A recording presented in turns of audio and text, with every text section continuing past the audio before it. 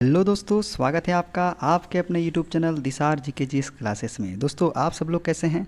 उम्मीद करते हैं आप सब लोग अच्छे होंगे, स्वस्थ होंगे, मस्त होंगे और अपनी तैयारी बेहतरीन तरीके से आप सभी कर रहे होंगे। दोस्तों, आज हम आपको करवाने वाले हैं फीटर का शॉर्ट्स नोट्स, जो कि कौटिल्य क्लासेस के द्वारा प्रोवाइड की गई थी, जिसमें आज हमारा पार्ट 1 हम देखने वाले हैं। इसको दोस्तों आपको रट्टा जरूर मार लेना है। तो दोस्तों, वीडियो अच्छा लगे वीडियो को लाइक कीजिएगा, शेयर कीजिएगा, कमेंट कीजिएगा। चैनल पे नए हैं चैनल को सब्सक्राइब जरूर कर लीजिएगा पल पल की अपडेट के लिए। और हमसे जुड़ने के लिए आप हमारा टेलीग्राम चैनल ज्वाइन कर लीजिए। टेलीग्राम चैनल का लिंक मैंने डिस्क्रिप्शन बॉक्स में आपको दे दिया है। चलिए दोस्तों, देर ना करते हुए स्टार्ट करते हैं आज का अपने सेशन और देखते हैं आज का शॉर्ट्स नोट्स का पहला क्वेश्चन। 5S किस देश की कार्य प्रणाली है? तो यह है दोस्तों जापानी प्रणाली। कौन सी प्रणाली है 5S? जापानी प्रणाली है। कचरे के कूड़ेदान के लिए धातु के लिए किस कलर वाले कूड़ेदान का इस्तेमाल किया जाता है? तो कचरे के कूड़ेदान के लिए धातु के लिए जो है हम लाल कलर वाले कूड़ेदान का इस्तेमाल करते हैं। ठीक है। बढ़ती आयु, सेक्स, बीमारी, बुखार, थकावट किस खतरे के अंतर्गत आते हैं? तो ये आते हैं शारीरिक विज्ञान संबंधित खतरा। किसके संबंधित खतरा है ये? शारीरिक विज्ञान संबंधित खतरा है। कौन सा? बढ़ती आयु, बीमारी, बुखार, थकावट। देखते हैं आगे। सुरक्षा चिन्ह की 4 श्रेणियों में किस प्रकार के प्रतीक आकार त्रिभुजाकार होते हैं? तो दोस्तों, चेतावनी चिन्ह में जो है इनका जो आकार होता है कैसा होता है? त्रिभुजाकार होता है। कौन से? इसमें चेतावनी चिन्ह में। जलती आग से ईंधन हटाने की प्रक्रिया को क्या कहते हैं? तो ये कहते हैं स्टार्विंग। जलती आग से ईंधन हटाने की प्रक्रिया स्टार्विंग कहलाती है। किसी अग्निशामक का धुआं बंद स्थितियों में खतरनाक होता है? तो किस अग्निशामक का धुआं जो है बंद स्थितियों में खतरनाक होता है? तो ये होता है हैलोन अग्निशामक का।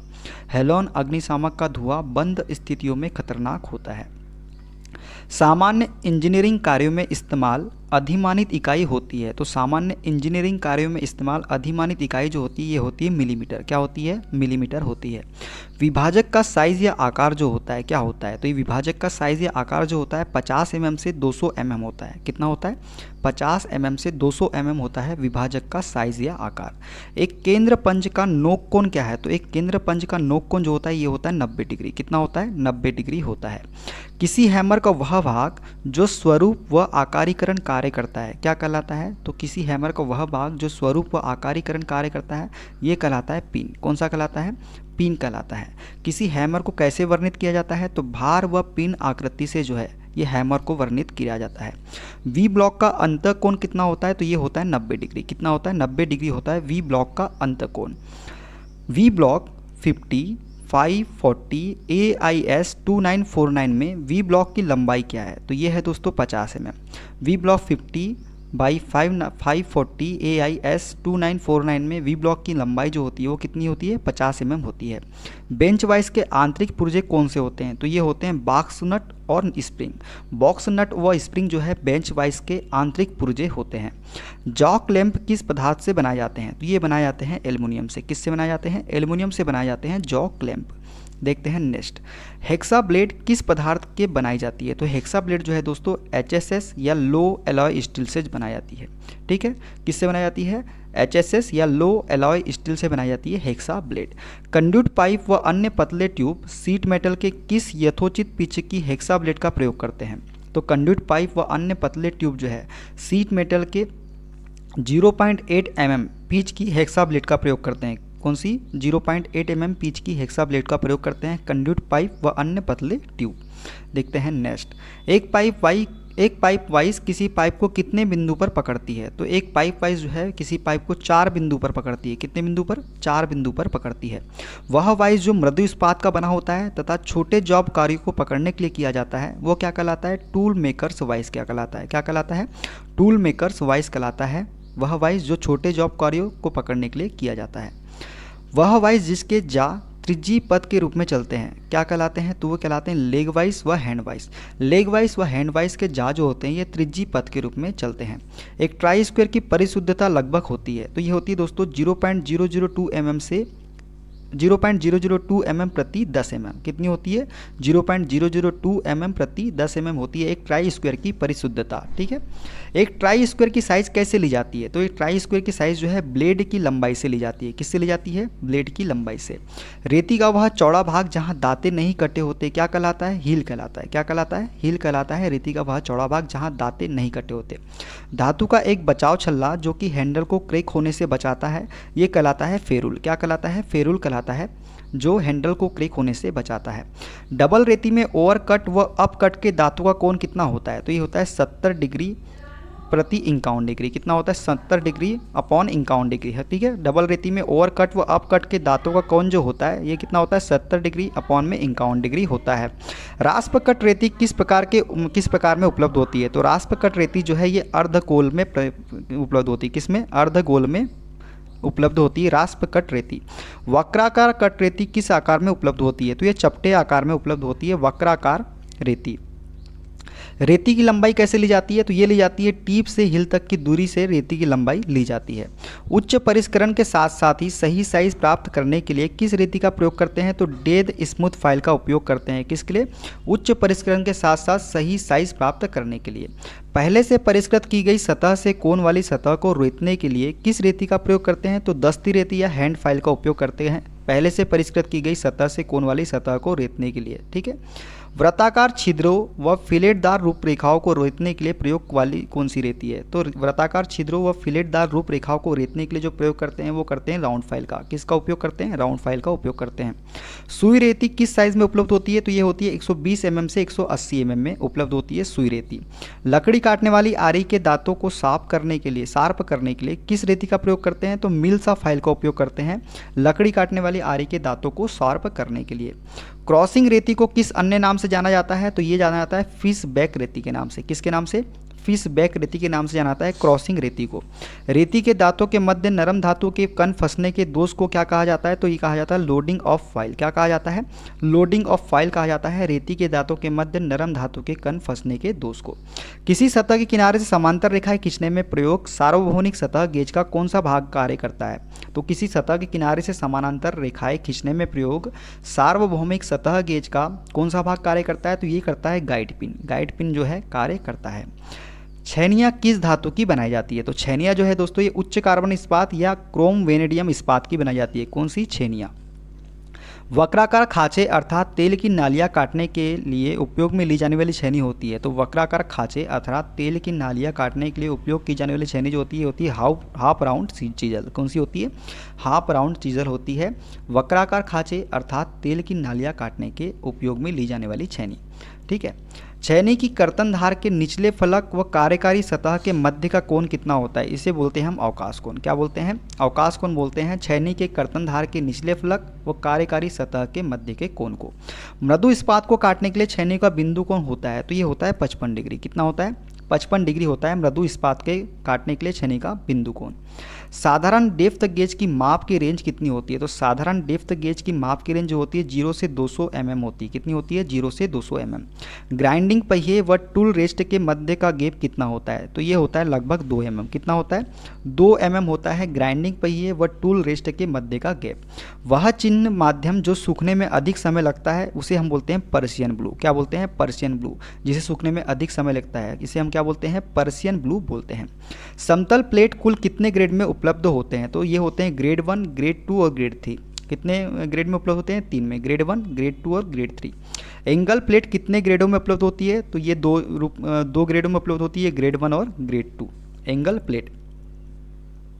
वाइस या मशीन के टेबल में बंधे कार्यखंडों को ऊपर उठाने के लिए प्रयुक्त टूल होता है, तो ये होता है समांतर ब्लॉक। समांतर ब्लॉक जो है वाइस या मशीन के टेबल में बंधे कार्यखंडों को ऊपर उठाने के लिए प्रयुक्त टूल होता है। ढलवा लोहे व कांसे की संरचना कैसी होती है? दानेदार। कैसी होती है? दानेदार होती है ढलवा लोहे व कांसे की संरचना। धातु का वह गुण जिसके कारण गर्म होने पर पिघलती है। क्या होती है? धातु का वह गुण जिसके कारण गर्म होने पर पिघलती है वो कहलाता है गलनीयता। क्या कहलाता है? गलनीयता कहलाता है। टीन का गलनांक बिंदु कितना होता है? तो 232 डिग्री सेंटीग्रेड होता है टीन का गलनांक बिंदु। बिना टूटे तनाव बलों को सहन करने का गुण होता है तन्यता। बिना टूटे तनाव बलों को सहन करने का गुण क्या कहलाता है? तन्यता कहलाता है। चादरों को निर्माण चद्दरों को निर्माण किस यांत्रिक गुण के कारण होता है? तो चद्दरों का निर्माण जो है किस यांत्रिक गुण के कारण होता है? तो ये होता है आघात वर्धनीयता का कारण। किसके कारण? आघात वर्धनीयता के कारण होता है चादरों का निर्माण। ठीक है, देखते हैं नेक्स्ट क्वेश्चन। धातु का वह गुण जो टूटने से पूर्व कोई स्थायी विरूपण की अनुमति नहीं देता है वो कहलाता है भंगुरता। धातु का वह गुण जो टूटने से पूर्व कोई स्थायी विरूपण की अनुमति नहीं देता है ये कहलाता है क्या? भंगुरता का गुण कहलाता है। लगातार और अधिक तेज काम करने के लिए किस विद्युत आरेख को प्रयोग में लेते हैं? तो हम लेते हैं 36 बैंडसॉ का। किसका? 36 बैंडसॉ का उपयोग करते हैं लगातार और अधिक तेज काम करने के लिए।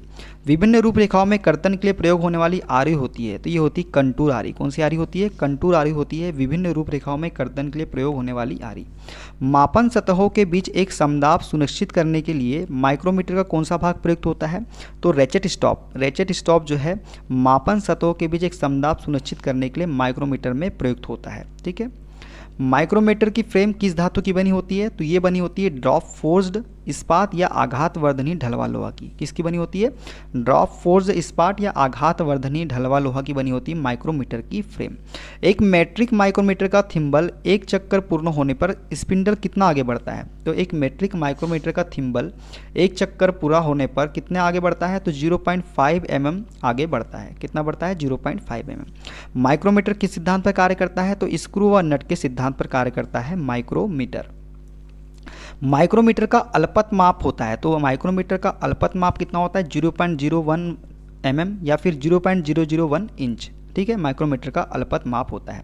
वह माइक्रोमीटर कौन सा है जिसकी स्लीव व थिम्बल पर साधारण माइक्रोमीटर के विपरीत अंशांकन बने होते हैं? तो वो होता है गहराई माइक्रोमीटर। कौन सा होता है? गहराई माइक्रोमीटर होता है।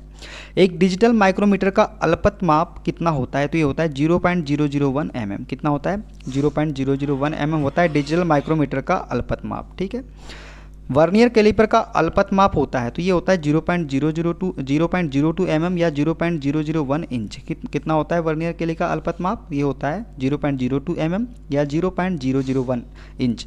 वर्नियर कैलिपर की मुख्य मापनी किस भाग पर अंकित होती है? तो बीम पर होती है। किस पर होती है? बीम पर अंकित होती है वर्नियर कैलिपर की मुख्य मापनी। वर्नियर बेवल प्रोटेक्टर का अल्पत माप कितना होता है? तो ये होता है 5 मिनट 1 डिग्री अपॉन 12। कितना? 1 डिग्री अपॉन में 12। वर्नियर बेवल प्रोटेक्ट का अल्पत माप कितना होता है? 5 मिनट या 1 डिग्री अपॉन 12। कौन मापन के समय वर्नियर बेवल प्रोटेक्टर का कौन सा हिस्सा संदर्भ सतह के संपर्क होता है? तो ये होता है स्टॉक। स्टॉक जो होता है कौन मापन के समय वर्नियर बेवल प्रोटेक्टर का स्टॉक जो होता है संदर्भ सतह के संपर्क में होता है। वर्नियर बेवल प्रोटेक्टर की मुख्य स्केल व वर्नियर स्केल क्रमशः कहाँ अंकित होती है? तो ये होती है डिस्क व डायल पर। कहाँ होती है? डिस्क व डायल पर अंकित होती है वर्नियर बेवल प्रोटेक्टर की मुख्य स्केल व vernier scale. Vernier bevel protector की मुख्य मापनी को कितने चतुर्थांश में बांटा जाता है? तो 4 चतुर्थांश में बांटा जाता है वर्नियर बेवल प्रोटेक्टर की मुख्य मापनी को। डायल कैलिपर की परिशुद्धता कितनी होती है? तो ये होती है 0.05 mm। कितनी होती है डायल कैलिपर की परिशुद्धता? 0.05 mm होती है। एक सुग्राही बेंच ड्रिलिंग मशीन की ड्रिल धारण क्षमता कितनी होती है? तो ये होती है 12.5 mm। कितनी होती है? 12.5 mm होती है एक सुग्राही बेंच ड्रिलिंग मशीन की ड्रिल धारण क्षमता। ड्रिल के लिए कितने नंबर के मोर्स टेपर बनाए जाते हैं? तो 2 नंबर के मोर्स टेपर बनाए जाते हैं, एक तो MT1 और एक MT5। कितना? MT1 और MT5। टेपर शैंक के ड्रिल बिट को स्पिंडल से छोटा होने पर किस सहायक उपकरण का प्रयोग करते हैं? तो टेपर शैंक के ड्रिल बिट को स्पिंडल से छोटा होने पर किस सहायक उपकरण का प्रयोग करते हैं? तो ये करते हैं स्लीव का। किसका उपयोग करते हैं? स्लीव का उपयोग करते हैं। कर्तन कोर कर्तन के समय पदार्थ पर आगे बढ़ता है, क्या कहलाता है? तो ये कहलाता है कर्तन गति। क्या कहलाता है? कर्तन गति। काटने की गति का सूत्र होता है, तो ये होता है V बराबर 5 dN अपॉन में 1000। क्या होता है? V बराबर 5 dN में 1000 काटने की गति का सूत्र होता है।